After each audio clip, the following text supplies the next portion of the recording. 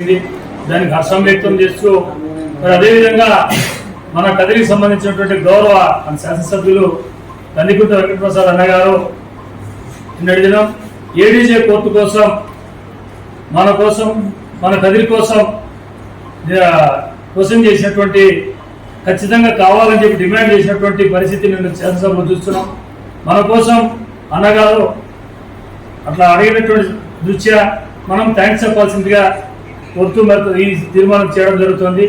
దీన్ని ఉద్దేశించి మన గౌరవనీయులు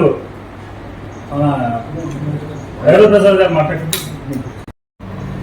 ముఖ్యంగా ఏదైతే రాయలసీమ వాసులకు హైకోర్టు కావాలి అని చెప్పి చిరకాల వాంఛ. ఎందుకంటే రాష్ట్ర విభజన జరిగినప్పుడు ఇక్కడున్న హైకోర్టును హైదరాబాద్కు తరలించడం జరిగింది. ఆ తర్వాత శ్రీబాగ్ ఒడంబడిక ప్రకారం హైకోర్టు ఏర్పాటు చేయాలనే ఉద్దేశంతో అప్పటి నుంచి న్యాయవాదులు అయితేనేమి, ఈ రాయలసీమ ప్రాంత ప్రజలైతేనేమి అందరూ హైకోర్టు కోసం చాలా సార్లు ప్రయత్నం చేయడం జరిగింది. కానీ అవి కొన్ని సందర్భాల్లో జరగలేకపోయినాయి. కాబట్టి ఈ కూటమి ప్రభుత్వం వచ్చిన తర్వాత గౌరవనీయులు నారా చంద్రబాబు నాయుడు గారు సీఎంగా, అలాగే పవన్ కళ్యాణ్ గారు ఉప ముఖ్యమంత్రిగా మొన్న తీర్మానం చేశారు. మంత్రిమండలిలో హైకోర్టు బెంచ్ను కర్నూలులో ఏర్పాటు చేస్తాం. అలాగే నిన్న శాసనసభలో కూడా ముఖ్యమంత్రి గారు మాట్లాడుతూ హైకోర్టును బెంచ్ను వచ్చేసి కర్నూలులో ఏర్పాటు చేస్తాం. అక్కడున్న ఏవైతే లోకాయుక్త కానీ ఇతరత్ర ఏవైనా ఆఫీసులు ఉంటే దాన్ని అక్కడ తరలించాం, అక్కడే పెడతాం కర్నూలులోనే అని చెప్పి తెలియజేయడం జరిగింది. కాబట్టి ప్రభుత్వానికి, ప్రభుత్వ ప్రజలకు, కదిరి బార్ అసోసియేషన్ తరఫున, అలాగే రాయలసీమ ప్రాంత వాసుల తరఫున మేము కృతజ్ఞత తెలియజేస్తున్నాం. అలాగే ఈ కదిరి ప్రాంతానికి చిరకాల వాంఛ ఏదైతే ఉందో అదనపు జిల్లా కోర్టు. ఎందుకంటే ఈ కదిరి నియోజకవర్గం అయితేనేమి, ఈ కదిరి చుట్టుపక్కల కదిరి తాలూకా పూర్వ తాలూకాలో దాదాపు 10 మండలాలు ఇక్కడ ఉన్నాయి. ఈ 10 మండలాలకు దాదాపు అనంతపూర్ పోవాలంటే చీకటమానపల్లి నుంచి అనంతపూర్ అంటే దాదాపు 150 కిలోమీటర్లు ప్రయాణం చేయాల్సి వస్తుంది.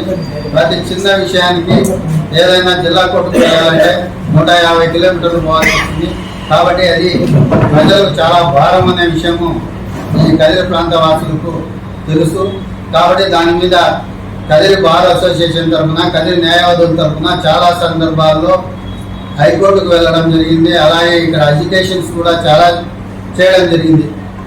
అవన్నీ దృష్టిలో పెట్టుకొని గౌరవ శాసనసభ్యులు, కదిరి శాసనసభ్యులు శ్రీ కందికుంట వెంకటప్రసాద్ గారు నిన్న అసెంబ్లీలో సమయం వచ్చింది కాబట్టి ఆయన ప్రస్తావించడం జరిగింది. అలాగే ముఖ్యమంత్రి గారికి, లా మినిస్టర్ గారికి తెలియజేయడం జరిగింది. కదిరి ప్రాంతంలో అదనపు జిల్లా కోర్టును ఏర్పాటు చేయాలని చెప్పేసి ఆయన ఘంటాపథంగా కోరడం జరిగింది. ఈ కోరినందుకు మేము ఈరోజు కదిరి బార్ అసోసియేషన్ తరఫున, కదిరి న్యాయవాదుల తరఫున, కదిరి చుట్టుపక్కల 10 మండలాల ప్రజల తరఫున మేము ఎమ్మెల్యే గారికి కృతజ్ఞత తెలియజేస్తున్నాం. అన్న, మేము ఒకటే అడుగుతున్నాం, మీరు నిన్న అసెంబ్లీలో ప్రస్తావించింది ఒక్కటే కాకుండా అది వచ్చేంత వరకు, అది కూడా ఈ మీ టర్మ్లోనే ఈ అదనపు జిల్లా కోర్టు కదిరిలో ఏర్పాటయ్యేంత వరకు మీరు మా వెంట ఉండి మమ్మల్ని ప్రోత్సహిస్తూ ప్రభుత్వంలో మీరు కదలిక తీసుకురావాలని చెప్పేసి మేము కోరుతున్నాం. ఎందుకంటే ముఖ్యమంత్రి గారు కానీ, ఉప ముఖ్యమంత్రి గారు కానీ వాళ్ళ దగ్గరికి ఈ ఇష్యూను తీసుకెళ్ళి మీరు ఈ సమస్యను పరిష్కరించేంత వరకు మీరు విశ్రమించకూడదని చెప్పేసి ఈ మీడియా ముఖంగా మేము తెలియజేసుకుంటున్నాం. మరొకసారి ఆయనకు కదిరి బార్ అసోసియేషన్ తరఫున, కదిరి ప్రాంత ప్రజల తరఫున ఎమ్మెల్యే గారికి కృతజ్ఞత తెలియజేసుకుంటున్నాం. నాకు ఈ అవకాశం ఇచ్చిన పెద్దలందరికీ శుభాకాంక్షలు. నమస్కారం.